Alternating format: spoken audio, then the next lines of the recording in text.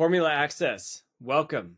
We have another episode and we are switching gears in a whole new direction than what you guys are used to. I have been expanding the audience and the degree of motorsports in this show as much as possible. I think every time that I go look for guests, I look for new series, new titles, new roles, new people, new whatever. And here we come. Formula E. Today we've got Peter Moxon from Formula E. Welcome. Well, thank you, Ryan. Thank you for having me. Great to be here.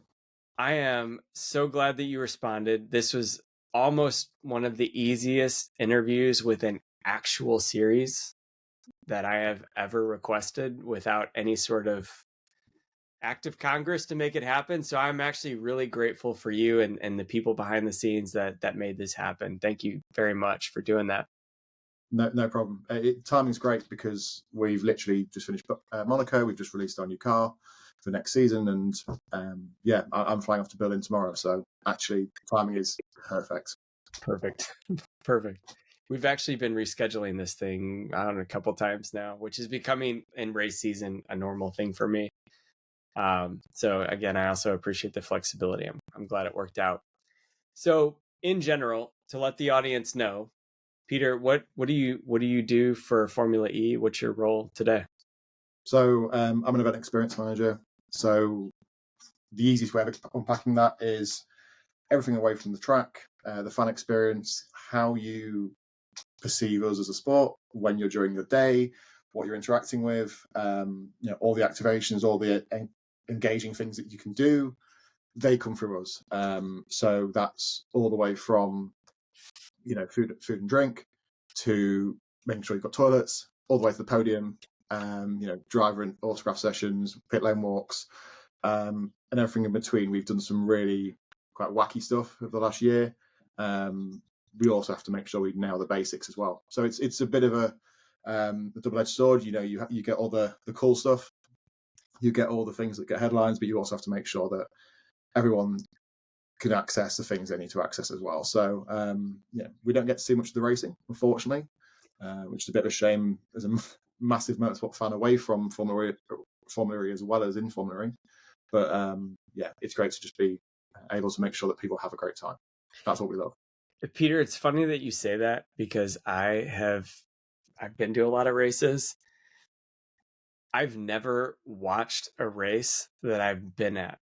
Not once, ever have I been able to do that. And I dedicate my weekends to watching racing, and then I actually go there and I have no idea. I mean, I have a general idea of what's going on, but not really. And I actually end up coming back home and watching it again because for me personally, I run into the people I've had on the show and I just hang out with them and have conversations, but it's not generally the same experience. So we spend most of the race just watching the race on big screens at the podium when we're getting prepared for the podium ceremony, or we're running around, making sure that something has been done in preparation for a concert after the race or anything like that. So we hear snippets, we hear little bits of detail. Oh, there's been a massive crash, or oh, there's been a great overtake.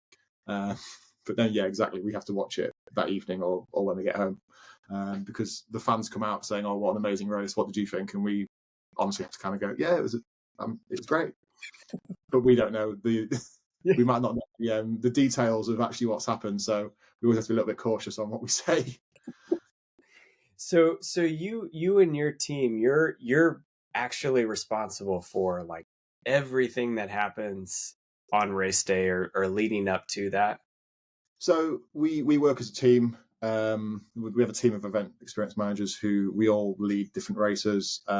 This year we're doing it slightly differently, where we have kind of pairs for most races. So my next race is Berlin, as I said, flying out there on Wednesday. But we work as kind of as little teams. So there'll be a lead for the race. There'll be people who have specific job functions and roles within that. So our kind of R&R around that is determined the week or two before the race, with the lead deciding what we do. We then obviously we have our kind of director who's above us, Chris, who's an absolutely brilliant guy. He oversees the whole team, makes sure that we're, obviously taking things in the right direction, but also, helps us with music, contracts. Helps us with sports prayers. And then we also have two other teams as well, one of which is a podium kind of ceremonies team. Mm-hmm. And they're responsible solely for the podium, autograph sessions, pit lane walks, anything that is the kind of extra access that I know we spoke about before this about, we want to give our fans as much access as possible. They're the kind of real kind of MVPs around that. And then we also have a support staff team as well, who their sole job realistically is to make sure that we get what we need, that we have enough staff in every area, that everything is done perfectly. And those guys work so hard because they have so many moving parts, and it's not just us that request those staff, it's everyone. Every team in the business will have some need generally. Mm-hmm.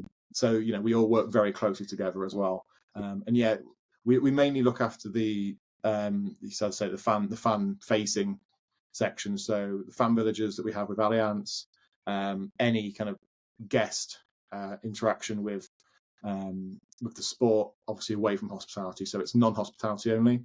But yeah, most of your fan experience, if you ever come to a Formula E event, will be something that we've had a hand in. So would it be fair to say that you're more focused on the fan, or more focused on the the sponsor, the partner, the team guest? For us, it's fans. We want to make sure that our partners are happy. We also want to make sure that they are getting what we've promised them and recommended to them, but also it's something that doesn't have to be one or the other. So for us, there's more value to our fans if our partners engage, if our partners bring great activations and great activities for them to do during the day. But there's also more value to our partners if they get more fans and more fan engagement. So the two of those aren't separate. And we've done a lot of work in the last couple of years where effectively we're looking at ways to firstly create access to fans that we can't get anywhere else, but also understand actually what is it that fans want. And we talk about the kind of motorsport fans in general. We know that we attract a slightly different cohort of fans. We know that our fans tend to be slightly younger. They tend to be a little bit maybe less what we would call traditional motorsport fans. So a lot of it is education, because a lot of these people who are maybe, especially when we go to places like Jakarta in previous seasons, or Tokyo this year, they may have a decent understanding of motorsport, and most of that will come from potentially Formula One. For us, it's a huge opportunity to then say, look, we will give you all this access, we'll give you all this opportunity to see inside of the sport that you won't get anywhere else. And that, yes, it's things like gaming simulators and the kind of stuff that the general stuff that we offer at every race. But it's also things like Cupra did a huge activation in Berlin last year, where they took at the Tempelhof circuit, which is at the old Tempelhof airport, which took an entire hangar and was this big kind of 3D, effectively art installation, where it used the cars, it used music, it used noise, they showed off a new road car during the weekend. Guests could kind of walk through these immersion thing. We do things like that as well, where actually we want to kind of, we want to push boundaries. We want to do something a bit different. For us, it's great when our partners want to do that as well. And when activations are, they reflect that as well. What is your I hate to say your ideal fan, but what is your fan base? Where is the base of your fandom as a sport today? So we're slightly different to maybe Formula One, where we do have we have a solid, very, very stable European fan base. We have big fan bases in Germany, in the UK, France, the countries you would expect in Europe. We also have a very big following in Mexico. We've sold out the Mexico E-Prix for the last every year since COVID. Always the first race of the year generally, and we pack that out every year. We're building we're also building a strong one in Brazil as well. That's a kind of an ongoing process where we're seeing, even though we've only been there for 2 seasons in Sao Paulo, that actually we're seeing a lot of returning fans, and we're seeing a lot of people coming back who, again, they were motorsport fans before they came to us, Mhm. and thought, oh, we'll try you out because they want to see what we're about, and enjoyed their time there. I would say that our biggest priority market or area or region, and probably the region where we have an advantage is Asia. So, we saw the reception in Japan, which was absolutely phenomenal. We sold out incredibly quickly of tickets. The local interest was sky high. We had the Prime Minister there. We had the Governor of Tokyo there. Indonesia, we've kind of mentioned already that Indonesia is a huge market for us. We really, unfortunately, there are reasons we couldn't go to Jakarta this year around elections and kind of well publicised reasons out of our control. So the hope is that we can have a presence there in the next few years again. And then, we're looking at China coming back into the calendar this year. I think you ask any sport globally, regardless of whether they're motorsport, football, whatever, China is a huge market, and especially given that the amount of international sporting events in China since COVID has been so low. For us, it's so important that we nail that again this year. We've been to Sanya, we've been to Hong Kong, we've been to Beijing. We're going to Shanghai for the first time. Obviously, a permanent circuit, slightly different to what we're maybe known for, Hmm. but it's an opportunity for us to kind of again find a stable home and grow a fan base over the next few years there that hopefully will become our biggest. Is it a younger audience? Generally, a little bit, yeah. So we tend to attract slightly younger fans. We're very gender balanced in our fandom. So generally, we run research nationally in 16 markets around our fans, because a big thing for us, and this has improved massively since I started almost 3 years ago, is that when I first started, we had an idea of who our fans were, but we didn't know for sure who they were. So we were, we knew that they were sustainability focused. We knew that they were more likely to be younger because we could see who was, buying our product, who was coming to races, and who was engaging with us. But what was nice for us to see is that actually the gender balance is very level. We're getting a lot of people from different walks of life. We've segmented our fandom into multiple segments. I'm not going to go through each one, but they generally fall into 3 camps, one of which is kind of families. So these are people who, maybe the mum or the dad is a motorsport fan, and they feel that we're more accessible to their kids than a more, future proof than F1, because I think a lot of the perception around us as a championship is that we're going to grow, we're progressing at a very quick rate, and in the next few years we will become not the biggest motorsport in the world, but our fan number is growing incredibly quickly. The second group is this kind of change champion, which is more of a sustainability focused person, which they tend to be kind of much younger, tend to be much more female, and they're more focused on the sustainability aspect. They are the people who, when you traditionally think of Formula E, are probably the people that you think of where actually these are people, sustainability is so important to them, but it's not just environmental, it's social, it's economic, it's the whole idea that we want to bring the sport to the centre of a city, and leave a lasting impact. For us, that's really important, because we don't just want to kind of go in for a few days, have an event, and then leave, and be somewhere else in the world a week later. We want to make sure that even though we know we're maybe only there 1 or 2 days as an event, the impact kind of is felt long term, especially things like Girls on Track, which the FIA run with us, which is incredibly successful and has been for the last few years.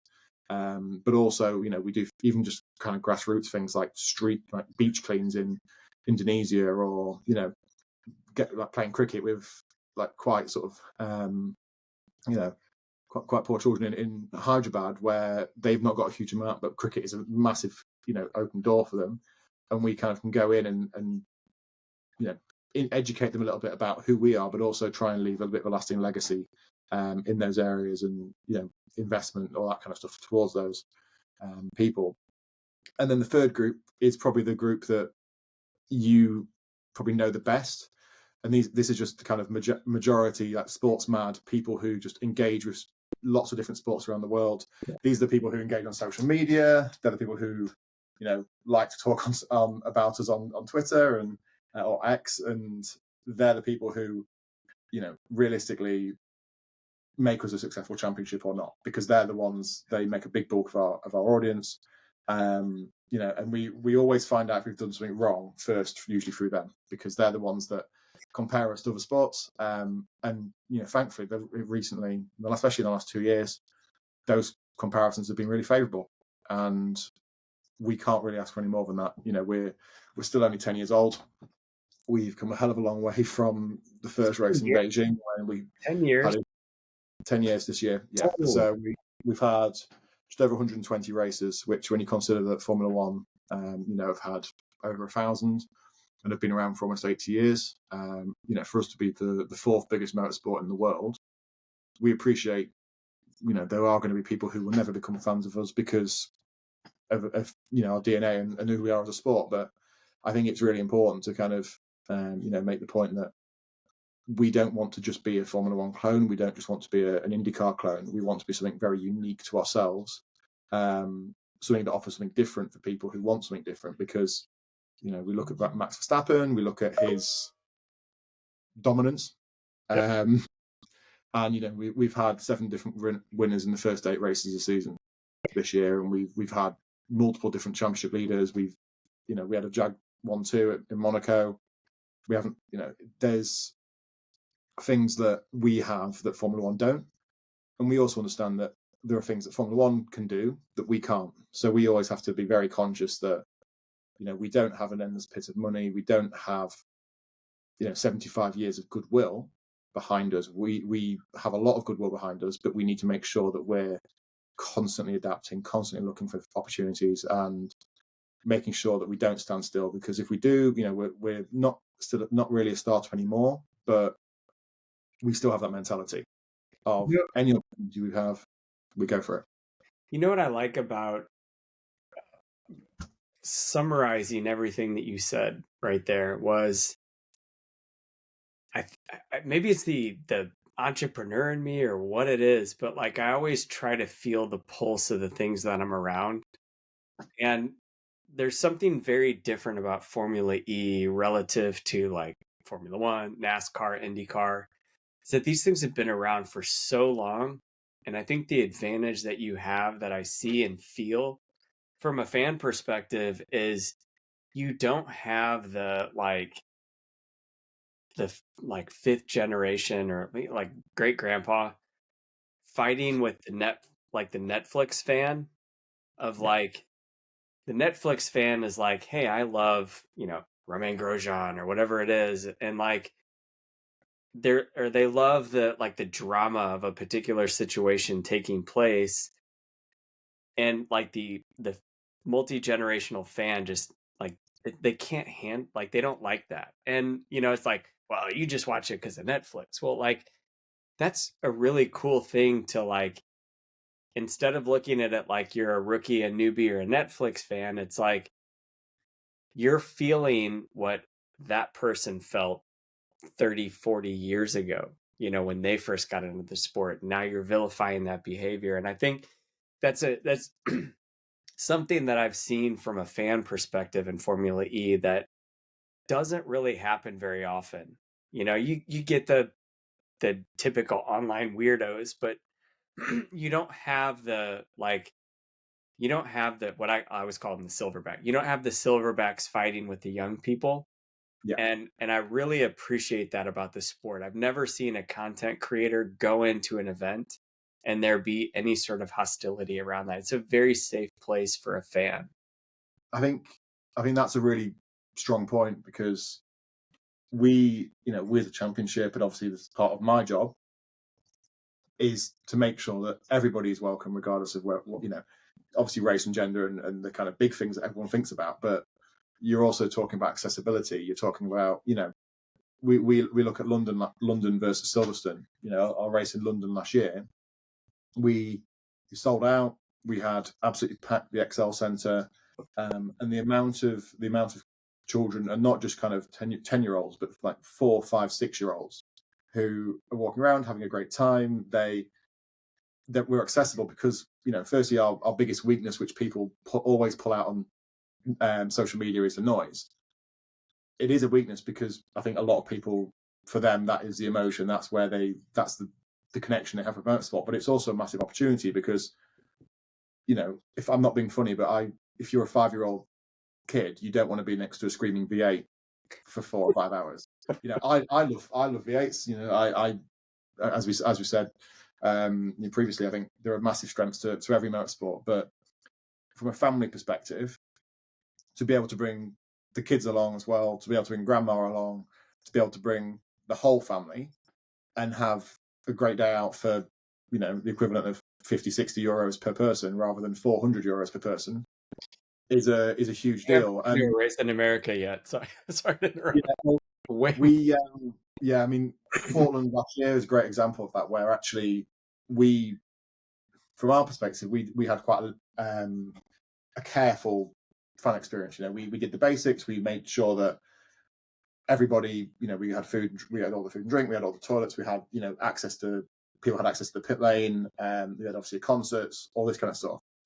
But from our perspective, we wanted to just make sure we nailed the basics because, you know, as a fan of any sport, but especially motorsport, that if you don't nail the basics, you know, it's really hard to have a great time. But what we also do as well is we take a huge amount of feedback on, you know, every event we do, because we understand that we're, you know, only 120 races deep, that actually there are things that we can improve.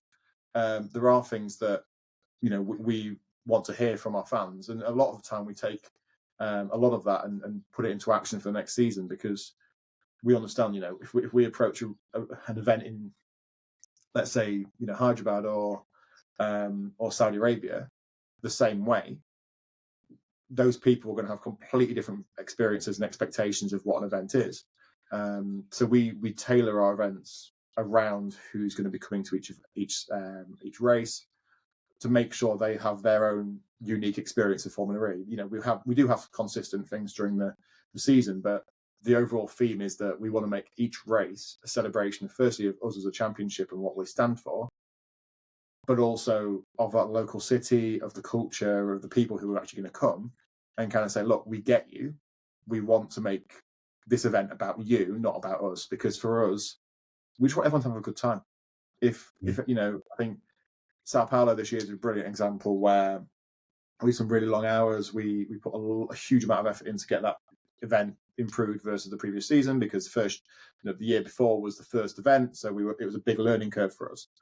And from our side, we put a huge amount of effort in to make that happen. So when we got to the end of the podium and everyone's having a great time, and you've got, you know, kids smiling and running around and having the best day, for us, that's super, super satisfying, because you know, you're stood there and you know, you're drenched in sweat because it's 40 degrees and the track temperature is 50 degrees and you're knackered and you just want to go and eat some food and, you know, have an ice cream. But actually, the satisfaction is massive, because you kind of look at them and go, I did that. You know, we did that as a championship collectively.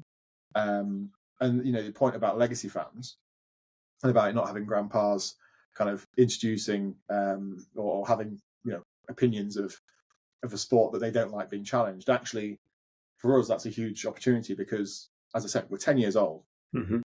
Someone started watching us when they were 10 during season 1. They're only 20 years old now. They haven't, you know, we haven't seen that growth of our fan base naturally yet, simply because there hasn't been enough time. You know, we haven't had a generation go by.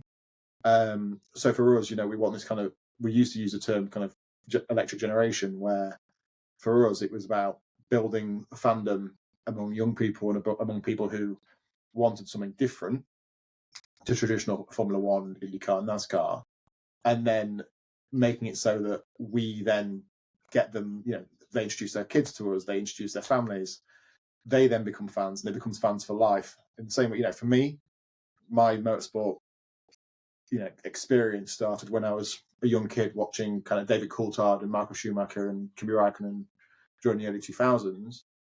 I can't remember the exact specifics of what happened in each of those races, but I remember sitting there with my dad watching that on a Sunday morning because that was kind of something we did together. And So for us, that's what we built.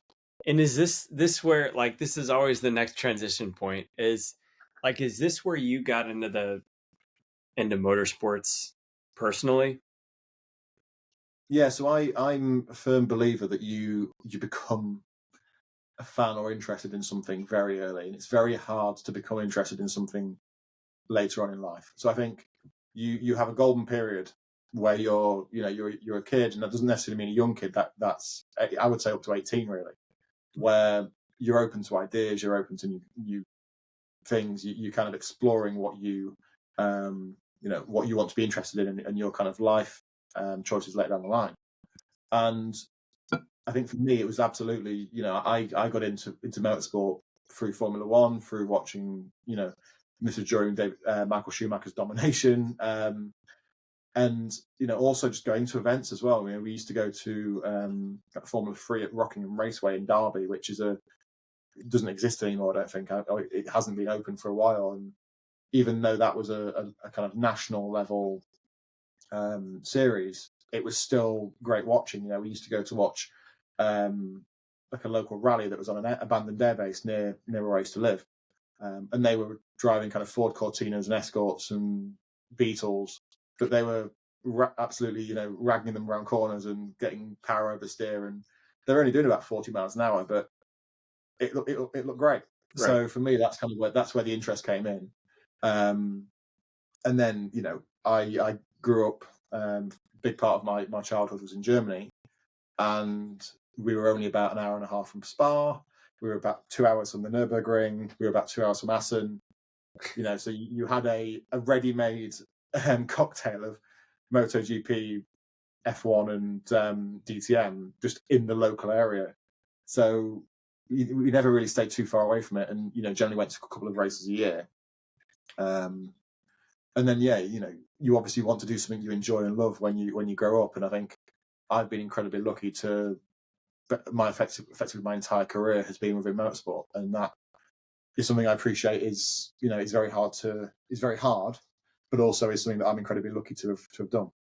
So when you make the decision, obviously the schooling system is so much different across the pond than it is here in the US, but it was always motorsport where you wanted to go?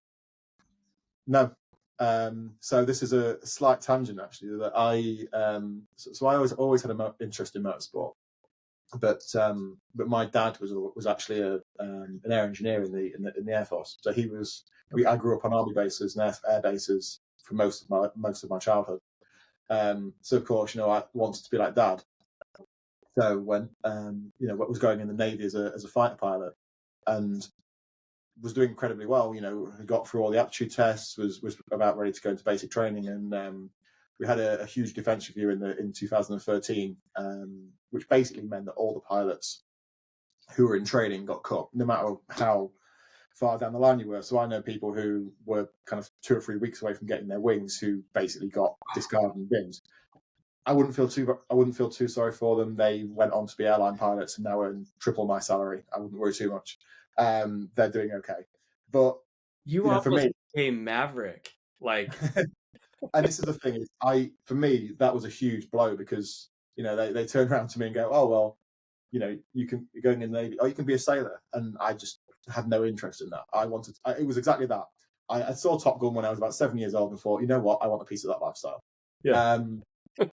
So for me, I kind of had this period where I was very, maybe not unsure, but I think everyone goes through this at some point in their life where you need to have maybe a kind of moment of reconciliation and actually think, what do I want to do? What do I want to put my energy into? I then, because I was training at the time, and obviously I was incredibly fit because of the selection process, became a personal trainer. And at that point, after kind of doing 75, 80-hour weeks for, not a huge amount of income, and self-employed, and very much, always have that kind of spectre over the back of your shoulder. I thought, why don't I do something that I I will enjoy. If I'm going to work for so many hours, I might as well do something I want to do long term. So made the decision to go and get a master's degree in sports business management from my old university, Sheffield Hallam. And during that time, one of the modules was effectively, it wasn't an internship, but it was a workplace learning where you effectively spent 3 or 4 months embedded within an organization, writing a thesis around something that they wanted you to write. And for me, it was in Sheffield. Sheffield is, in case you don't know, is the home of football. It's massively, football is dominant in the area. And I was looking at all the opportunities that they kind of presented to us, and most of them were football clubs or were kind of, local boxing gyms or things like this. And I kind of sat there and just thought, there's got to be a better option than this. There's got to be something that I'm missing here. And I realized very, very early on during that course that the amount of work in motorsport that there was available to the public, or research that had been done, and work in general about who motorsport fans were, and was minimal. There was nothing. You even now you compare it to the likes of football, to the NFL, to NBA, anything, and it's so much lower. So I I would always recommend people do this. I just reached out to a load of people in the industry and just said, look, I'm doing this piece of work. I don't need anything from you. I don't want any money. Just, are you happy to read it and then kind of give me feedback at the end of it? And if you like it, put your stamp on it. So that's how I approached the process. And then, we talk about luck. I got incredibly lucky where one of the people I reached out to, who was the current, insights director at Formula One, actually turned around to me and said, yeah, great. Let me see it at the end of it. Come in for half an hour and have a presentation and just kind of see how things go. He ended up becoming my boss because I went in for this project interview. They loved it, and it just so happened there was an opening in their team, and they had kind of entry level, very low pay, but it was a way in. So for me, that was found an opportunity that I'd been waiting for. And I always think you get 2 or 3 opportunities in life where you always are a little bit hesitant to take them but deep down that it's the right thing to do. For me, I was taking a pay cut. I was, going to move to London on very little pay. So there's always this element of, oh no, I'm going to I'm going to be able to afford anything. London's not cheap too, right? London is incredibly expensive. However, 6 weeks after I started at Formula One, as an insights executive, very very basic role, COVID happened. So I was in LinkedIn profile over here. I was waiting for you to mention that. So I was actually at a shopping centre on a day off on the Friday. It was my birthday on that day, and we were walking through a shopping centre, and there was a Sky TV stand with TV on Sky Sports News, and it said Australian Grand Prix cancelled on the Friday. I'm thinking, okay, this could be fun on Monday. Let's see what's happening. Let's go in. Went back into the office on the Monday and didn't go back in the office at F1 for another year. And it was literally 6 weeks after starting, first role in motorsport. And then, the second stroke of luck comes about where I effectively am 2 weeks past the point of not being offered furlough. So in the UK, I'm not sure what it was like in America, but in the UK, we had this government scheme where basically people, if you weren't classed as a key worker, or you weren't someone who was, needed for the company, but the company obviously wanted to keep you on a payroll. The government didn't want millions of people going into unemployment. You effectively got put on furlough, where you got a percentage of your income, but you effectively weren't working for the company. So I got put on that for 6 months. And bear in mind, this is the first 6 months of my career, near enough. And then obviously kind of a gradual process of coming back into work, and then effectively working from home for a year before I even went to my first race as a worker, which was 18 months in. So, and this is all on minimum wage, like not minimum wage, but very, very close to living wage, very close to kind of just about being able to survive. so COVID for me came at, I'm not going to say it was the perfect time, but also the worst possible time, because it allowed me to get a year's experience without the debt and without the money issues. Mm-hmm. But what it also did was meant that when I started going back into the office, I'd been there for almost 2 years, and I knew 30 people in the company, because they're the only people I've been working with. Mm-hmm. So for me, I kind of sat there, and you do a bit of soul searching at this point, and you have this idea of a motorsport in your head and a Formula One in your head of what it is. And I realised effectively then that actually, because the company's been there for 75 years, because everybody knows what Formula One is, everybody knows what to expect, and there's not really much change that can take place. You are kind of stuck in a machine. It's a great machine to be part of. I had two incredible moments in Formula One. One of which was in Monza in 2021, where I was in the McLaren hospitality paddock area as Daniel Ricciardo won for McLaren, and you've got champagne spraying everywhere, and it's fantastic. And then being part of Jeddah in the first year there, that was a real challenge. That was a real challenge to get that event on in a market where people just aren't particularly interested in motorsport, and they're more interested in the concerts. We had Justin Bieber, and I think he had more people at his concert than we did at the race, because people bought tickets to the race and then just went straight to him. It's a real challenge. So I made the decision to move, or look for opportunities kind of halfway through 2021. And it just so happened that there was a new team being set up at Formula E at the beginning of season 8, which is 2022. That I jumped at the opportunity to take part in, which is effectively looking after all event insight and understanding. This whole point about who are our fans. Mm-hmm. That was what we were doing. We were looking at my job for the first 18 months of being at Formula E was effectively to be able to turn around to anyone in the company, whether they're the CEO or a marketing executive in their first week of their career, and be able to say, at this race, this is what's needed. At this race, this is what we do. In this market, the people love this, and really tailor our fan experience to individual markets, and understand what we did well, but also what we didn't do well as well, because COVID had a huge impact in the championship, and it definitely affected us more than most motorsports, because we were 5 years in, we had a huge amount of growth. Season 5 was just incredible from a numbers perspective, and then everything kind of just switches off for 2 years. We had championship, but we didn't have fans in the grandstands because we couldn't. And I think sport is nothing without the fans. Sport is nothing without people cheering and having a great time, and feeding the energy into the event as well. Because whenever you look at those races from COVID, whether they're Formula E or Formula One, or even in the UK, we had the Premier League, and they put virtual crowd noises over the game because it was so unsettling to people that there was no noise. We want to make sure that every event is packed. So that was the first 18 months, and then I've transitioned into my new role, which is obviously event experience manager. This season. Real quick before you get into that, I'm actually following you on LinkedIn here, so like it's prompting all these questions.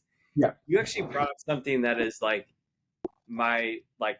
both my number one pet peeve, but also one of the most fascinating questions to ask like people in business in general. So like every time I come into a new company, it's like the first question that I ask, or if I'm around other business leaders, or it's you're at a hospitality event with other business owners and stuff like that. But isn't it wild when you sit in there and you say, who's your ideal customer? How few people in an organization can actually answer that question. And when they do, if they do answer it, it's wildly different. It's I think a lot of that comes down to the age of the company, though, because I yeah. think a lot of companies, especially when they were formed post World War II, Formula One's a great example of this, but also IndyCar obviously has grassroots. Same with NASCAR, have grassroots in certain parts of America, and that's where the fan base grew from. I think for us, it was a huge opportunity to be able to say, look, we're still young. We are a young sport who is still flexible and hasn't, we've not reached a size and a kind of stability where we can't make changes. So understanding who it actually is that we're targeting, who actually is it that we want at our races, who is it that is already buying our product, who is it that loves us? Because if we don't know that, how are we supposed to be able to give those guys a good time? How are we meant to, how can we sit there and say we've done everything we can for our fans when we don't know who they are? So it's, you have to know that. And certain sports, it's easy to understand that, right?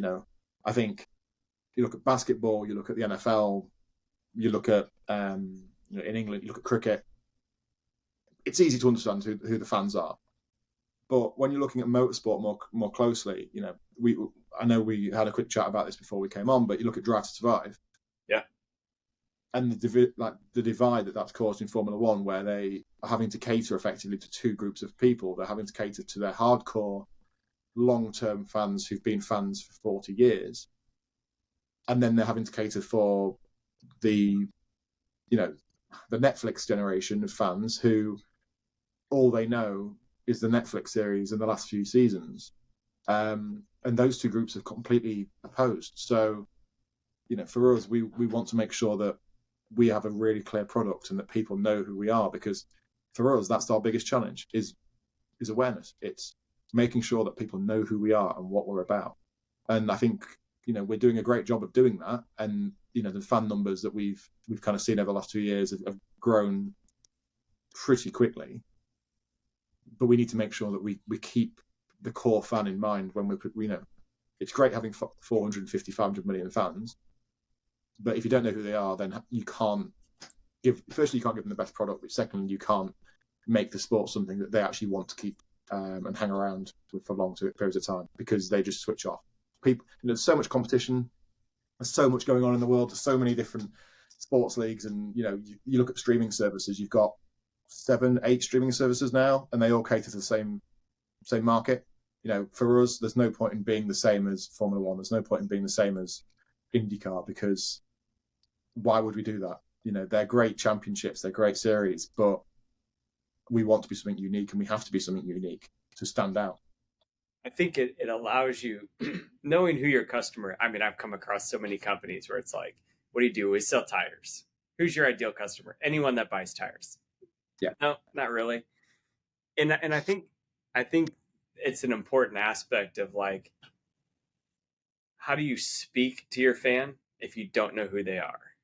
And and I think that each individual series, no matter whether it's karting or Formula E or Formula One or IndyCar or whatever, like there's a niche. And so like if you're trying to speak into your fandom, like you got to know who they are so you can pierce through the noise of just our ideal fan is anybody that wants to go to a race. Not Yeah, really. and I think for us, I can make the point about we European fans will have much, and probably American and Latin American fans. It's likely they're going to have a greater level of understanding of what motorsport is in general. They have an understanding of what Formula One is. They understand what touring cars is. Mm-hmm. It's about telling them who we are and about showing who we are. Whereas we go to some markets, and it's less about that. It's more about actually what is motorsport and what can it do and why should I care? I think we do try to approach every market in a unique way, because we're dealing with vastly different cohorts of people who, they all have different experiences of life, and they all have different experiences of sport.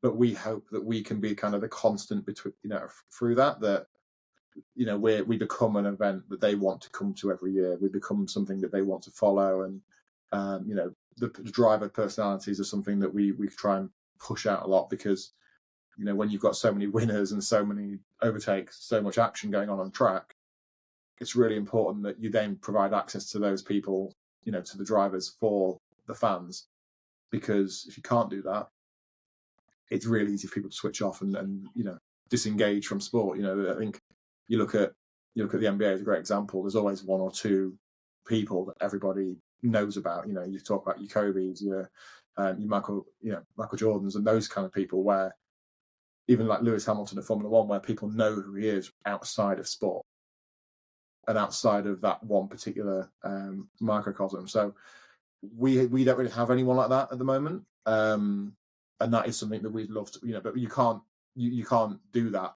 actively. That has to come organically, and we just want to make it so that there's the most opportunity for that to happen, and we can then tell those stories, because there are some brilliant stories that we have going on throughout the championship, and I think it's a shame that for a lot of people, they're put off by the lack of noise or the perceived idea, because people think of Gen 1, where we had to jump in and out of a car to finish a race, and we're so far away from where we were there, and we're so much more of a championship and a sport than we were then, that I think is anyone listening that hasn't seen a Formula E race in the last few years, just give it a go. It's 45 minutes and you'll see more overtakes than you do an entire season of Formula 1.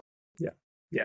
Well, you'll see more than one winner too. And I like, every time you keep talking, I'm like, well, I think Joe's coming available pretty soon. And if that's a big market for you, well, there's your guy. Like, I don't like to talk about drama and news and stuff like that, but I think, in general, the more people that become aware of Formula E and just the driver aspect of it, I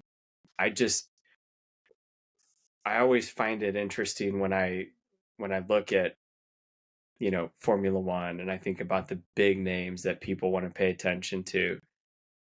But I also look at the, what are they, like the D level drivers in Formula One that end up in another series and they start winning.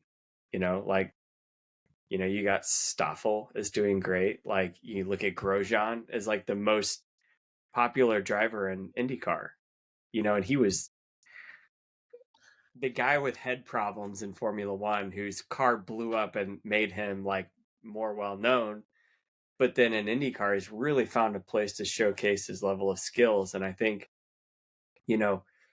I do think that like the recruitment that's happening, call it through, F2 or F3 into Formula E, is gaining merit, because there's just nowhere else for these talented drivers to go, and for them to really stand out amongst a crowd of 40-year-old drivers. I mean, I think that's the point, right? They're 40-year-old. I think you look at Formula One, and there are so many, because of the level of these athletes now, because they're just so fit and active and healthy compared to where they were 20 years ago. I think Michael Schumacher was so instrumental in increasing that with drivers. You look at him versus kind of the 80s, where that longevity now means drivers can take part in races, competitively, when they're 45. You look at Alonso, Hamilton, even Vettel up to a couple of years ago, where he was still at a decent level. Yeah. Even though, he's at an age where 15 years ago people would have said, oh, he's over the hill and, he's miles behind it. So it does create this vacuum where actually you have this huge funnel of people who are incredibly talented. You look at Ollie Behrman in Jeddah last month, where this is a kid who's still at school, who is competitive against Leclerc and Hamilton, yet he's 18, and he's relying on someone realistically retiring, or being dropped before he can come in. So I think there is we're such a different championship, and the driving conditions in Formula E are so different that it does take a particular level of skill, and I think experience as well, because it's a lot of it is car management, a lot of it is being able to understand that our downforce level, acceleration is incredible, but our downforce levels are much lower, and the energy is delivered in such a different way to an internal combustion engine that the cars handle so differently. And I think Giovinazzi found that really difficult when he came over. But then you look at others who've done really well, and we've got some drivers like Pascal Wehrlein, who these are guys who were Mercedes youngster superstars, who they never really got their opportunity fully in Formula One, be it through bad luck, be it through timing, be it through whatever. And they found a home with us. And for us, that's great because we want to build those rivalries. We want to build it so that people, they know. Yes, they know us as a sport, but they also know the stories behind the drivers, and they kind of for us, it's the emotional attachment. It's the okay, if I'm a fan of a sport, why should I care about that sport beyond just what the sport's involved with? So it's the driver personalities, it's the narratives, it's the sustainability aspects, it's the accessibility to events, it's all of the above. And that's what we're hoping over the next few years will build our fan base as much as possible. Awareness is the big thing. It's just people being aware of who we are and knowing that we're not what we were when we were in season one, because everyone has to start somewhere. I think you look at EV technology 10 years ago compared to where it is now. Our Gen 3 Evo car, which is the one that's coming out next season, is the fastest accelerating four-wheeled race car in the world. It accelerates faster than a Formula One car. 1.8 seconds 0 to 60 or 0 to 100 kilometers an hour. It's an incredibly fast piece of kit. And because I made you a celebrity on this show, were you going to let me drive one? So only one person in the world has driven that so far, which is David Coulthard. He's the only person who's driven it. So I mean, I would say I'm before you, but I don't think I've done it. I'll be very honest. So my son has a racing sim, and he I always turn all the assists on because I just want to race. Yeah. And he turns them off, and it's every time every time the girls go to bed, we'd have these like time trial races. It's like who can get around Spa the fastest. And I'm so glad you said Spa. Because it is and that's actually his favorite track, and it's of all the tracks he races on, it's the only one that I know from all my years of gaming. And it just he hit me with that teenage wisdom. I was like, seriously, I just want to I want to be able to overtake the computer. So can I turn the assist on? And he's like, Dad, one day somebody's going to let you sit in a race car, and you're not going to know how to run it if you're not doing it this way. And I was like, I love his optimism. I love his enthusiasm. It's fantastic. Dad's going to shut up, turn the assist off. Let's figure this thing out. Honestly, the big thing for me with that was, so I had a hot lap in London last year where in one of the Taycan turbos, and I think the big thing that stood out for me it wasn't the speed, because I think I've been in, I lived in Germany, I've been on the Autobahn, 140 miles an hour before. The outright speed is not the thing that kind of takes you by surprise. The difference between racing drivers and mortal humans is that there's a concrete wall 100 meters ahead of you. Why are you not braking? Yeah, that's the thing. That for me, that was the oh wow, okay, this is this guy sat next to me who's driving. I can't do that. I can drive like that, but I can't do that on a street circuit, and I can't do that to full. I can't brake that late, because I'm in my mind, I'm thinking if the brakes fail, that's me done. Whereas he's just driving the car and not even sweating, not even having a nice chat while he's driving, and I'm thinking, should you not be paying attention to the track? I think the level of driving from even I know Nikita Mazepin obviously got the reputation, and I know Lance Stroll's got a reputation now, and I think those reputations that those drivers get, you're comparing them to Max Verstappen and Lewis Hamilton. You're comparing them to elite level athletes. You put those drivers anywhere near most racing series in the world, they're going to completely dominate. It's the same as you talk about the NFL. You take a really kind of average player from an NFL team, put them in a college team, and they're going to dominate.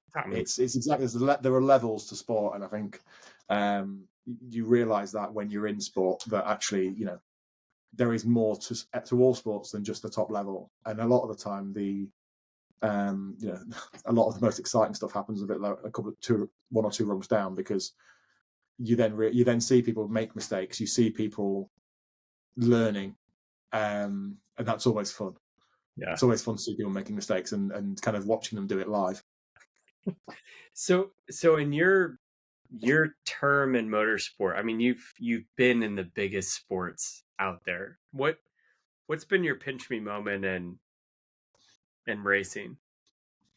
I think there are two. I think the first was probably an F1 where actually, I'm in a meeting, I'm presenting, and it's very kind of general. Just I'm not, maybe didn't grasp how important the meeting was, and then Ross Brawn just walks in and just sits next to me and starts asking me questions as if, I've been there for 50 years and trusts me, and all this kind of stuff. And from my side, that was a huge moment of, okay, actually, I know what I'm talking about here, because I've got someone who I watched growing up as a child, sitting across from me, asking me questions and listening and paying attention to what I'm saying and respecting what I'm saying. I think that was a huge point, because the drivers are cool. Everyone loves to take pictures of the drivers. Oh, look, it's Jenson Button. Oh, it's Yeah. whoever.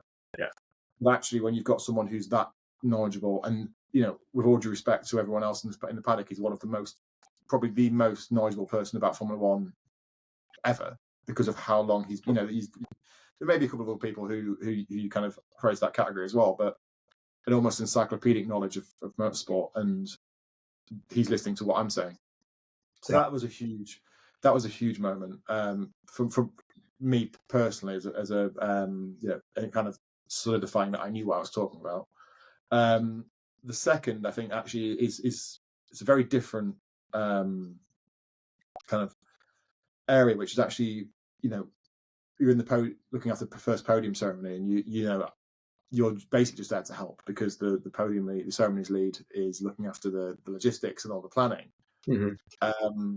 And you've got we've got 50 volunteers and support staff helping with a rope drop, basically just so that to keep the fans away from the drivers while they run through the rope tunnel and then dropping it. And this is going to sound so boring, but them being in the position where you're then kind of like, rope down, they come out and all the fans swarm in, and you've got people kind of put over your shoulder trying to take photos of you and like the the drivers. And I think the pinch me moments sometimes kind of people think, oh, it's met someone, or I did this or I did that. Actually, for me, it was that point about my job is cool. It was that point about, actually, you know what? I'm incredibly lucky to be in this position, and I'm incredibly lucky to have been in this position most of my career, where I get access to things that 99% of people, would pay to do, or if they happen to them, I think you have to put a bit of context on your career sometimes, and kind of always have in mind that just how lucky you are, because I think sometimes people want, everyone wants to progress, everyone wants to build their career as quickly as possible, and there's always this kind of rat race hustle culture where it's like, I need to get promoted, I need to do this, I need to do that. Oh, I've been here 4 years, I need to move companies, I need to do this, I need to do that. Actually, sometimes taking a step back and kind of going, you know what, we did that, and that was really, really awesome. That was awesome. That was something that I'm proud of doing. Mm-hmm. I think that is, for me, that's the big moment, is you kind of realize the value of the job and the value of making people happy. And when you've got a 6-year-old kid who's sat there having a great time because of your direct actions, that's a great feeling. It's a great feeling. They don't forget that, and I think it doesn't matter whether you're 6 or 60, that thing that you put on is a memory. It's something people don't forget. I took my son And to. if I can make someone have, if I can give a child a memory that's going to make them do some, not even everyone talks about kind of the glass ceiling, and kind of being able to show people how to get into things, and how to be part of something. I don't even think it's that deep. I think it's actually just, like you say, if someone has a really good time and remembers a great experience today, they're not going to remember you, they're not going to remember your face, they're not going to remember the specifics of what was going on at the time, but they're going to remember the day and the time they had with their family, or whatever it may be. That I think it's really hard not to be satisfied when you get that. There are days where you just kind of sit there and go, this is really hard. Like, there are some races where we really have to put a grind on. But again, at the end of the day, the race goes on, the event takes place. Most people, even at our worst event, the majority of people have a great time. You still sit, that was hard, but we did it, and that's just brilliant. I think that's like my next question is always what didn't you expect about sport, but like in that the context of like creating a memorable experience and like what that actually takes and how hard that actually is. I had a guest on my show and she ended up leaving the team that she was with and we couldn't publish the episode because they didn't want a former employer on there. But I remember her distinctly saying that she was working a race in hospitality, and like there were moments throughout an entire season where like they would go sit in a stairwell and like cry because they like it took it. They're not short days. Like as a fan, we're there for 2.5 hours watching a race. You guys are there for like 16-hour days, and it's exhausting. I think use Sao Paulo as an example this year, where we, on the Friday before the race, we're me and my director are driving a golf buggy around site, making sure that eco cups are in position, because we knew it was going to be 35 degrees the next day, and we wanted to make sure that there were enough so that everyone could get fresh water and stay hydrated. That's something that you don't see as a fan. Right. It is something that is so integral to having a good time.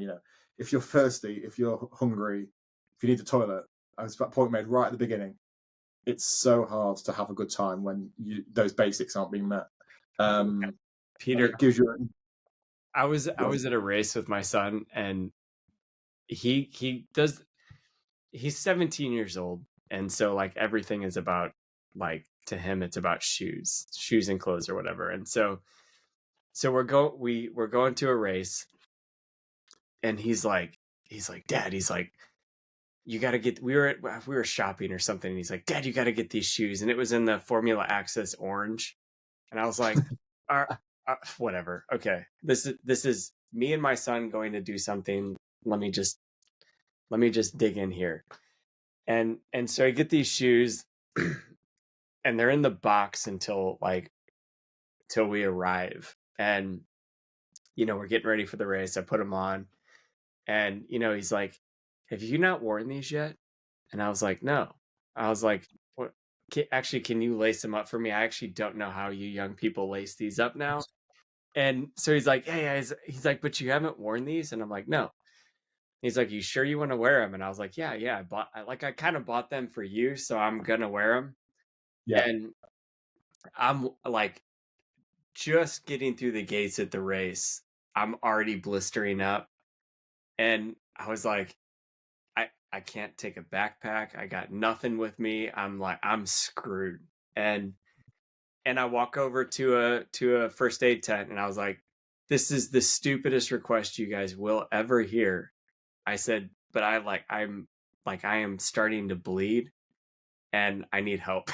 They're like, they got me like bandaged up and like took care of me. What would have been, in my opinion, like probably the worst race experience ever, to walk around for 3 hours bleeding and blistering and like destroying my shoes.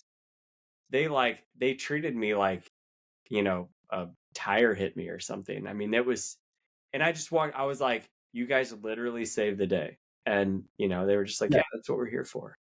And that's the point, and that's what they're here for. I think there are so many different teams in, I use Formula E as an example, but even just within an event experience perspective, you've got the event experience team, you've got accreditation to make sure everyone gets their tickets properly. Mm-hmm. You've got ticketing to make sure that people can actually buy tickets. You've got marketing to make sure everyone knows the event's taking place.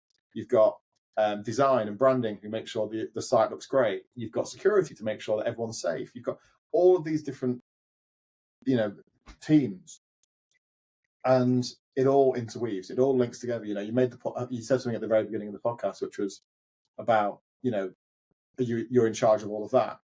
Actually, no, it's a case of we have leads on the races, but everybody who's on site is responsible to make sure that everybody who's there has a great time.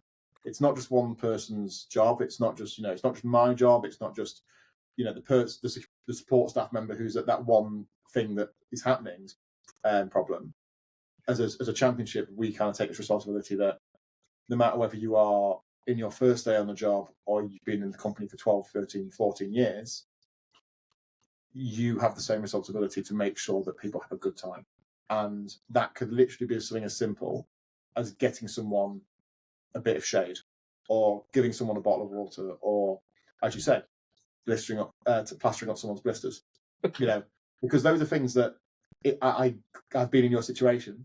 You're walking around, your feet hurt, and and you feel like there's nothing you can do about it. And all of your mind is focused on your feet. It's not focused on what you're seeing, what you're doing.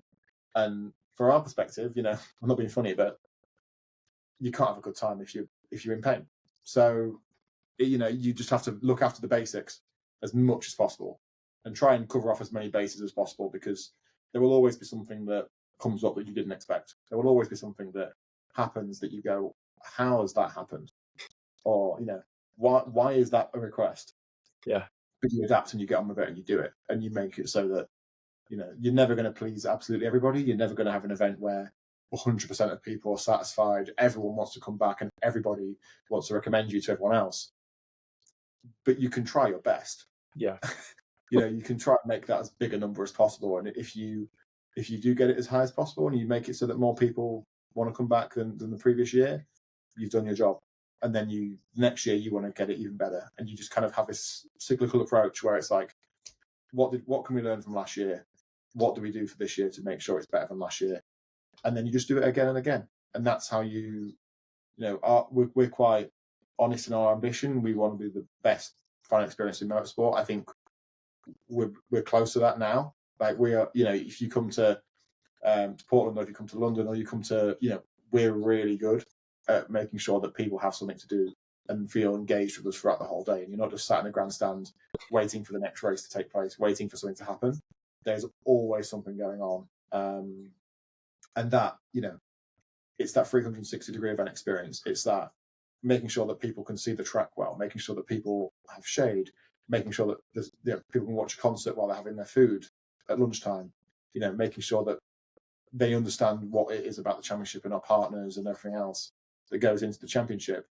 That all ties into making an experience. It's not just, here's a ticket, there's a grandstand, go and sit in it and then leave 3 hours later. That's not what we want. What has been a moment of adversity for you?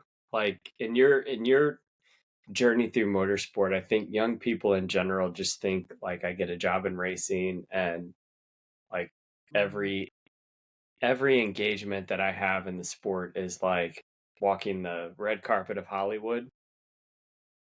I don't think people realize that, like, everybody uniquely, individually, like, learns a valuable lesson or has a moment of like serious personal growth. I think adversity moments, while they suck in general, create some of the most kind of fruitful opportunities to grow as a person.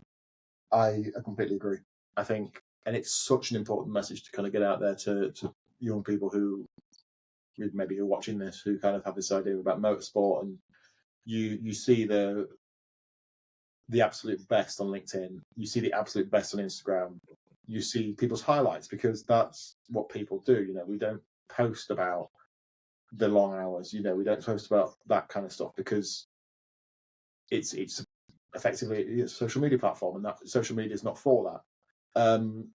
So I think it's really important that people understand that it is still a job. Yes, it's an amazing job, and I'm incredibly lucky to be in this job, but it is still a job, and you have to get it done. And sometimes that will mean that you do things that you didn't expect to be doing. I think if we're talking about one moment that stands out, I think the obvious one for me is Hyderabad last year, where we were put in a situation where we are a world championship motor race, and it's the first time in history that India has closed roads for a motorsport event. So not only do the local contractors and the people involved in the event not know what that entails fully, but also the local people don't understand it. So you're fighting, you're basically having to fight on two fronts there to make sure that everyone is understanding actually what you need and how it can be a safe event. But that event, because of all of the overarching logistical challenges, because of the location and how complicated it was, you're helping put track fencing up, you're helping to clear the site and clean the site because we need to make sure that it looks great. You're carrying gaming simulators into the gaming arena because the local team haven't turned up on time. Things like that where you really kind of have to dig deep and say, you're working long hours, but it's 40 degrees, it's really humid, there's mosquitoes everywhere. And I think motorsport, everyone thinks of Monaco. No one thinks of races like Hyderabad or Jeddah or any of those races where you see the glimmering product at the end, you see the TV broadcast, and you say, "Oh wow, that looks incredible." But actually, what you don't see is all the work and hours and kind of sweat equity and all of that stuff that's gone in to making the event happen, because the event doesn't happen if people don't get things ready in time. And for me, that was a big growing up moment. I think simply because you realize actually this isn't all about just sipping champagne in Raskas and watching Lamborghinis go by. This is a hard job. But once you realize that, the satisfaction and the job satisfaction becomes greater, because you realize how much effort and time and work has to go into making that happen. So when it does happen, how much you've put into it, and everybody who's been in the industry for multiple years will have the same opinion on this, where you reach a point where you understand that if people have been in motorsport for multiple years, they know what they're doing. Everybody in Formula E is an expert in their field. Same with Formula One, same with IndyCar, because you can't not be. Because if you aren't, you'll get found out really quickly. Oh yeah. And honestly, for some people, it isn't worth the effort. In terms of, for some people, it's not worth the stress and the difficulty and the hardship, because it's not what they expected. You know what? That's fine. That's, for people. Everyone has different expectations of work and what they love and what they don't love. And if it isn't for people, it's fine. There are plenty of other opportunities and careers in the world. But for a certain kind of type of person, and you do have to be a particular type of person you have to be very, very, you have to have what I call bounce back ability, which is effectively, we go again. You find the positives and you go again, because there will be a day where you're sat there, or you're stood there, and I think probably the proudest moment I've had in motorsport was driving the Japanese Prime Minister in Tokyo a few weeks ago, where I'm literally driving him back to his car after being on the grid, and I've got Secret Service agents running alongside me.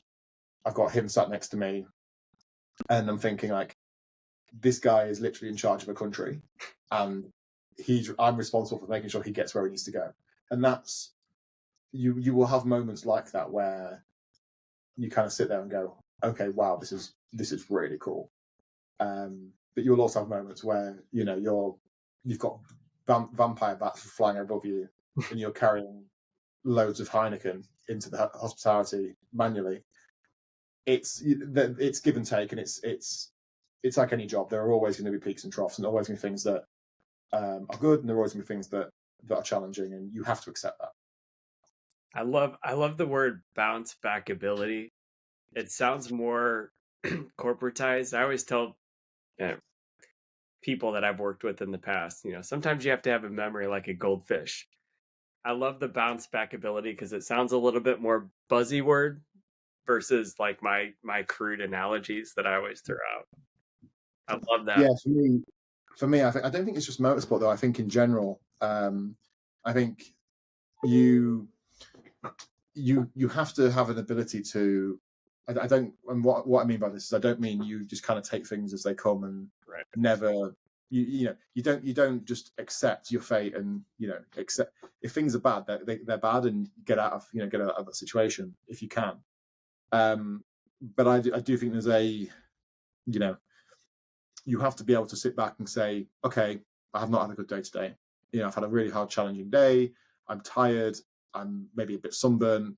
I just want to go home because I've not seen my family in however many days or weeks. But you then kind of have to sit there and go, but it's worth it in the end. And if it is worth it for you, then you'll last, and you can have a great career, and the opportunities in motorsport are incredible. But if you can't deal with that, that's fine. There's nothing wrong with that. It's not for everyone. But the only way to do that, and the only way to find that out, is actually by being part of that. It's really, you can't tell, you cannot tell until you're put in that situation, because it's not just one race a year. We have 16 races this season, and across 11 events. I'm doing 9 of them. I'm going to Berlin on Wednesday, first thing in the morning at like 6 a.m. I'm there for nearly 2 weeks, back for 4 days, and then go to Shanghai for over a week. It's there are challenges, and there are things that you have to overcome, but you always have to remember why you're doing it and what the opportunities are, and the value and the benefits of doing it as well. And I think that a lot of that is just mental fortitude and being able to prioritize the time off that you have between races or during the off season, and make the most of that time, because it is limited, and that is the big challenge. Well, Peter, man, I appreciate you coming on the show. I love the passion behind what you say. I think we could probably sum up the last 10 minutes of the conversation that to work in motorsport, above all else, you just have to be passionate about the sport, because it does require so much time and effort, and these events just don't happen. They take enormous amounts of people, working their tail off to make that come off right. And you were like the front line role. You and your team are the front line of this event, and you are dialed into your customer. You guys are ensuring that they have a memorable event, that these guys are going to remember this for 20 years. Yeah. And it takes passion to care about that outcome. There's just I think for my role especially, it does. I think there are certain roles in motorsport that you don't need that. I think there are certain roles where you don't have to be a massive motorsport fan, but I think to work in events, in any event, you have to have a passion for making people happy. If I'm being completely honest, I think it's this idea about you have to understand and have in the back of your mind the reason you're doing this work. At the base, kind of root cause of it is so that people have a good time. Yeah. And that's the root of everything. That's the cause. That's the reason why we have a job. You could have events, you could have races without our role, but fans would just kind of turn up, sit in the standing, then go home, and the likelihood they ever come back is pretty minimal, and no one has a good time. And you're not elevating.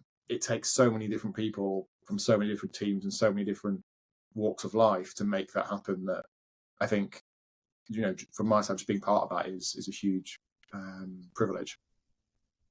Well, man, I appreciate your time. I thank you. I thank everybody in Formula E for just allowing you to come on the show and talk about that. So I always say, once you're a guest on the show, you're always a friend. I have WhatsApp it's all people from the show, because no one oversees texts. So like, oh yeah, we don't text over here. Get WhatsApp. Here's my number. Like, it's a thing. So I always say, you're always a friend. You're always welcome on the show. If there's anybody else that has a message to say, or an initiative to talk about within the sport, always feel free to reach out. Well, hopefully I can get to Portland. I'm kind of getting more interested in this new version or new spec of car. So let me know if you do, and we'll do something around that. You got it, Peter. Thank you for coming on the show. Thanks, Ryan. Catch yourself.